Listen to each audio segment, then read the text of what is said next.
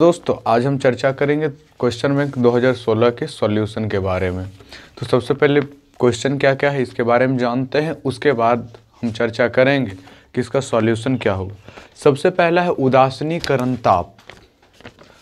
उदासीनीकरण ताप क्या होता है जरा समझिएगा। ये आपको 12th में कहीं नहीं मिलेगा, ये 11th का टॉपिक है। जब तक आप 11th सही से नहीं पढ़िएगा तो आपको ये समझ नहीं आएगा कि उदासीनीकरण ताप क्या है। लेकिन बहुत आसान टॉपिक है, हम तुरंत समझा देंगे आपको कि उदासीनीकरण ताप है क्या। अगर स्थिर तापमान पर कोई भी अभिक्रिया हो रहा है, उसमें स्थिर ताप होगा। एक चीज और, स्थिर आयतन होना चाहिए। आयतन स्थिर ताप पर कोई रिएक्शन हो रहा है, कोई रासायनिक अभिक्रिया हो रहा है, तापमान स्थिर है, आयतन स्थिर है, तो और एक मोल या फिर 1 ग्राम लिखिए। 1 ग्राम जो एसिड है, मतलब 1 ग्राम अम्ल और 1 ग्राम क्षार अभिक्रिया करके क्या बनाता है, ये आपको बनाता है लवण और जल बनाता है। लवण भी बनाता है और जल भी बनाता है, इसके साथ साथ ऊष्मा भी निकालता है।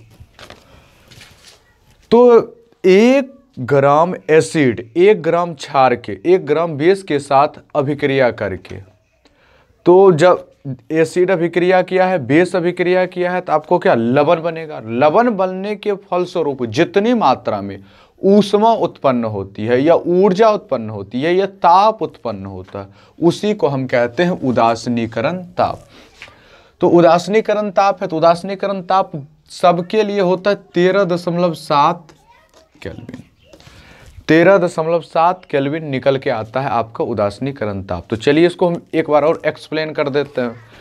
तो जान लीजिए कि 1 ग्राम अम्ल 1 ग्राम क्षार को उदासीन करने के फलस्वरूप जितनी मात्रा में ऊष्मा मुक्त करती है, ऊर्जा मुक्त करती है, ताप मुक्त करती है, तो उसी ताप को हम उदासीनीकरण ताप कहते हैं। तो ये बात आपको क्लियर हो गया होगा। अब है द्रव्यमान क्रिया अनुपाती नियम।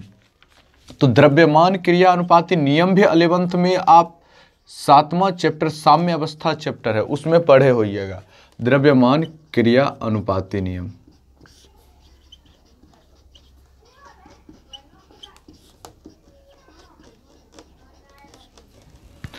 तो जानते हैं कि कोई भी रासायनिक अभिक्रिया होता है तो उसमें अभिकारक होता है। अभिकारक होगा, इससे क्या होगा, प्रतिफल बनेगा। अभिक्रिया रासायनिक अभिक्रिया होगा तो प्रतिफल भी बनेगा। अगर मान लेते हैं कि ए और बी दो आपका अभिकारक है, उसके फल से सी और डी 2 नए उत्पाद बन रहा है। तो द्रव्यमान क्रिया अनुपाती नियम क्या कहता है कि जो रासायनिक अभिक्रिया की दर, रासायनिक अभिक्रिया की जो दर है,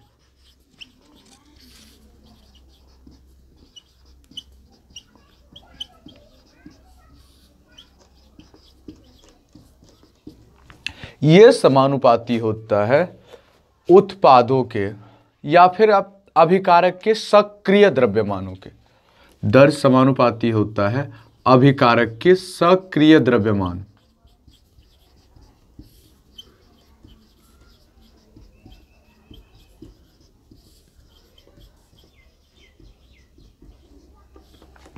सक्रिय द्रव्यमान याद रखिएगा मोलरता, मोल पर लीटर।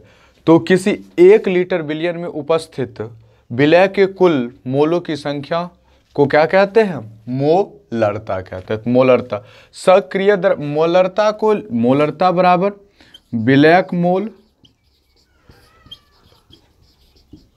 मोल बटे बिलियन का आयतन है, वो भी लीटर में।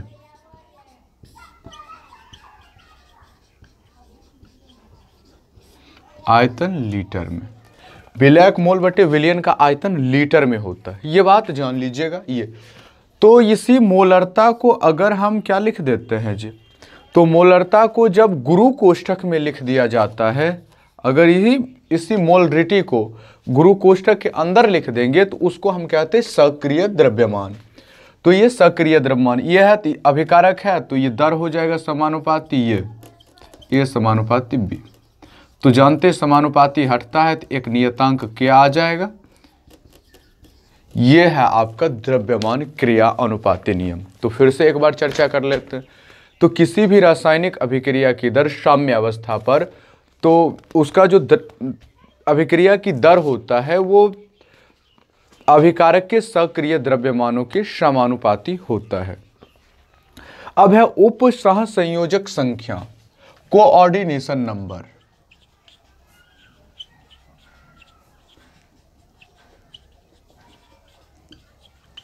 उप सह संयोजक संख्या तो समझिएगा, तो एक गोले के जितना भी निकटवर्ती गोला होता है, तो अगर इसको है कोई भी है, इसको सजा करके रख दीजिए।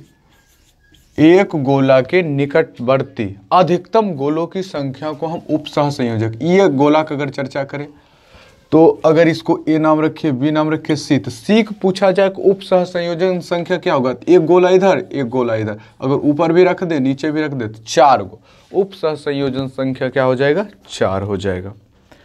उसके बाद है क्वथनांक के उन्नयन से आप क्या समझते हैं। तो क्वथनांक उन्नयन क्या होता है जान लीजिए।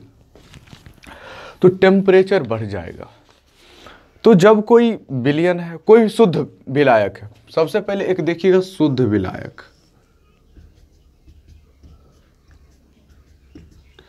ये जो है आपका शुद्ध विलायक है,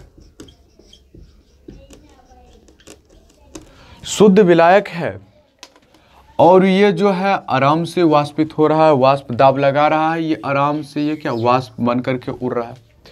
तो एक समय ऐसा आएगा कि साम्य अवस्था आ जाएगा। साम्य अवस्था उसको कहते हैं जब ये धीरे धीरे करके वाष्प बनेगा, वाष्प बन करके क्या उड़ेगा, उड़ेगा तब है खुला क्षेत्र तो नहीं है कि उड़ करके बहुत दूर तक चला जाएगा, लेकिन ये क्या बंद जब हो जाएगा पात्र, तो एक समय धीरे धीरे करके वाष्प बन करके जितना खाली जगह रहेगा भरेगा।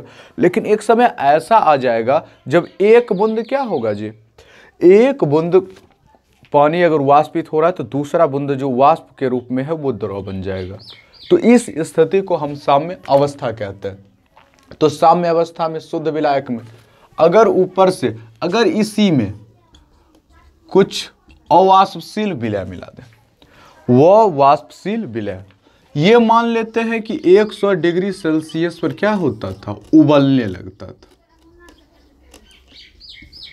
इसका जो वाष्प दाब था 100 डिग्री सेल्सियस तक गर्म करने के बाद ये वायुमंडलीय दाब के बराबर हो जाता था।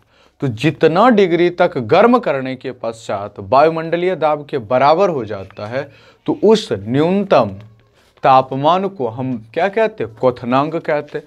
तो उन्नयन मतलब क्या होता है, उठ जाना, बढ़ जाना।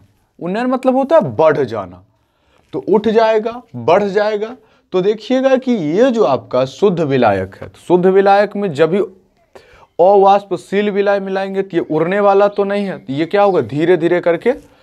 तो अब गर्म करेंगे जो 100 डिग्री, अब यहां से था कि आराम से ये हर जगह था क्या कि उड़ रहा था, शुद्ध विलायक था, उड़ रहा था। लेकिन जब इस पर कुछ मिला दिया गया तो इस सतह पर आकर के बैठा, तब ये आसानी से इसको उड़ने नहीं देगा। आसानी से नहीं उड़ेगा तो मतलब इसको उड़ने में बहुत देर लगेगा, ये जल्दी उबल भी नहीं सकता। उबलने में इसको बहुत ज़्यादा ताप की ज़रूरत होगा। तो जितना ताप, अब पहले 100 डिग्री था, मान लेते हैं अब 120 डिग्री पर उबल रहा है, तो क्वथनांक में उन्नयन कितना डिग्री हुआ, कितना डिग्री बढ़ गया, तो 20 डिग्री सेल्सियस। इसी 20 डिग्री सेल्सियस को हम क्वथनांक में उन्नयन कहते हैं। अब इसके बाद है प्रतिलौह चुंबकीय पदार्थ। तो सबसे बात आता है कि प्रतिलौह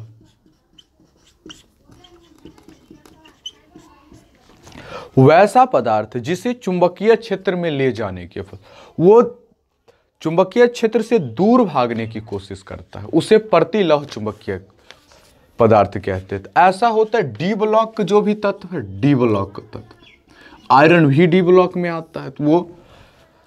तो डी ब्लॉक जितना भी तत्व है सब में क्या होता है जी, कुछ में युग्मित इलेक्ट्रॉन होता है और कुछ में युग्मित इलेक्ट्रॉन होता है, अयुग्मित होता है और एक में युग्मित होता है। तो अयुग्मित होगा तो वो लौह चुंबकीय होगा। अयुग्मित होता है तो वो क्या होता है जी, चुंबकीय क्षेत्र की ओर आकर्षित हो जाता है। और जिसका इलेक्ट्रॉन युग्मित होता है वो प्रतिलौह चुंबकीय होता है। प्रतिलौह चुंबकीय होने का कारण क्या है कि इलेक्ट्रॉन सभी कक्षक में पूरा पूरा भरा हुआ, पूरा पूरा भरा होने के कारण इसका जो चुंबकीय आघूर्ण होता है वो जीरो होता है। और जिस भी पदार्थ का चुंबकीय आघूर्ण जीरो हो जाएगा वो आपका प्रतिलौह चुंबकीय पदार्थ हो जाता है। इसके बाद अगला पद कहता है वान टॉप गुणांक। तो वान टॉप गुणांक, तो ये देखिए विलयन का अनुसंख्य गुणधर्म, कॉलिगेटिव प्रॉपर्टी, अनुसंख्य गुणधर्म, कॉलिगेटिव प्रॉपर्टी। तो कॉलिगेटिव प्रॉपर्टी होता क्या है, तो वैसा गुण जो विलयन की प्रकृति पर नहीं बल्कि विलयन में उपस्थित विलय के कणों की संख्या पर निर्भर करता, ऐसे गुण को हम अनुसंख्य गुणधर्म कहते हैं। तो पहले बात था कि जैसे कोई एक शुद्ध विलायक जल है,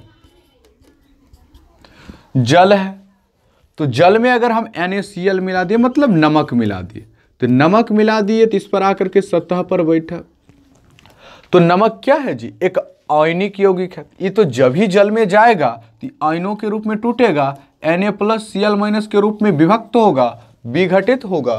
तो जब ही विघटित होगा ये, तो पहले एक के लिए तो अनुसंख्य गुणधर्म पहले NaCl के लिए सोच करके निकाला जाता था। तो पहले शुरुआती दौर में ऐसे ही निकाल दिया जाता था कि इसका इस प्रकार होगा। लेकिन जब वान टॉप महोदय आए उन्होंने कहा कि नहीं, अब है कि ये टूट करके दो यौगिक बना लेगा। जब दो यौगिक बना लेगा तब क्या करेगा जी, आपका अनुसंख्य गुणधर्म में परिवर्तन हो जाएगा।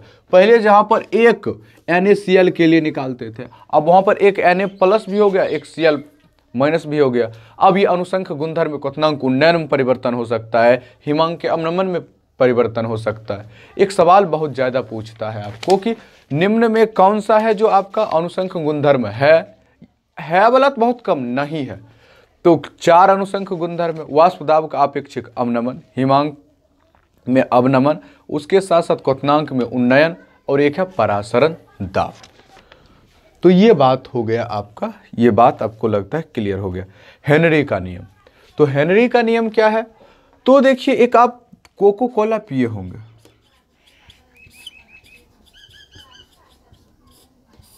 कोको कोला, तो उसमें क्या रहता है जो उसमें कार्बन डाइऑक्साइड गैस मिलाया रहता है। जब उसको खोलिएगा तो देखिएगा एकदम पूरा व्हाइट सा निकलने लगता है। तो वो क्यों होता है, तो उसका कारण है, तो किसी नियत ताप पर या तापमान में परिवर्तन करके, तो जो भी विलय का आयतन है, तो विलय के आयतन में जो गैस घुलाने की अधिकतम जो क्षमता है, तो वो क्षमता जो होता है विलय के मोल अंश के समानुपाती होता है। इसी को कहते हैं हम हेनरी का नियम कहते हैं। अब उसके बाद है अर्ध शेल को परिभाषित करना है। तो अर्ध शेल क्या है, तो एक होता है डेनियल शेल जो पूरा पूरा शेल है, ये यहाँ पर एक है, यहाँ पर एक दूसरा है, यहाँ पर एक हम लगा दिए हैं, इधर भी, इधर जिंक का क्षर है, यहाँ गैल्वेनोमीटर है, और यहाँ पर क्या है जी, ये जड़हन है, यहाँ Cu है। एक साइड जड़हन है, एक साइड Cu है। तो यहाँ पर आपको देखने को क्या मिलेगा, तो जड़हन है वो क्या करते, इलेक्ट्रॉन त्याग करते, इलेक्ट्रॉन यहाँ तक गति करता है, और यहाँ पर लवण सेतु लगा हुआ रहता है, यहाँ पर लवण सेतु लगा हुआ रहता है। तो जड़हन ऑक्सीकारक का काम करता है। ये क्या करता है जी, ये इलेक्ट्रॉन त्याग करता है, इलेक्ट्रॉन त्याग करके ये धनायन बनता है, और वो विलयन में इसका क्षर धीरे धीरे छोटा होता जाएगा, और ये एनोड पर एक अभिक्रिया होता है। तो एनोड के लिए एक अभिक्रिया है आपका, जड़हन क्या होता है, सॉलिड से जड़हन 2+ में टूटता है, साथ साथ 2 इलेक्ट्रॉन, मतलब ये एक्वस बन जाता है, जड़हन 2+ और एक्वस बनाता है। और कैथोड पर रिएक्शन होता है आपका, तो कैथोड पर रिएक्शन क्या होता है, तो कैथोड पर होगा आपका, तो ये Cu2+ होता है, ये 2 इलेक्ट्रॉन लेता है और Cu सॉलिड बनाता है, ये एक्वस में रहता है, एक्वस से वो सॉलिड में धीरे धीरे करके यहाँ जम जाता है। तो वो आधा आधा जो है इसको कहते हैं ऑक्सीकारक अर्धशेल। और इसको कहते हैं अवकारक अर्धशैल। तो यह इसी को अर्धशैल कहा जाता है। अब है शून्य कोटि अभिक्रिया के जो वेग स्थिरांक है उसका मात्रक है। तो शून्य कोटि अभिक्रिया का होता है मोल पर लीटर पर सेकेंड, इसका SI मात्रक होता है शून्य कोटि रासायनिक अभिक्रिया का। और उसके बाद है ब्रेवस-लैटिस बिंदु। तो 1848 में तो एकक कोष्ठिका के विभिन्न प्रकारों के बारे में उन्होंने कुछ संरचनाएं, 14 प्रकार की संरचनाएं बताई, तो जिसको क्या ब्रेवस-लैटिस बिंदु कहा जाता है। तो अब लगता है कि ये भी साल का क्वेश्चन पूरा आपको क्लियर हो गया है। अगर ये वीडियो आपको पसंद आ रहा है, अगर बढ़िया लग रहा है, नीक लग रहा है, तो इस चैनल को सब्सक्राइब कीजिए, लाइक कीजिए, शेयर कीजिए। आपसे मिलते हैं नेक्स्ट वीडियो में, तब तक के लिए जय हिंद।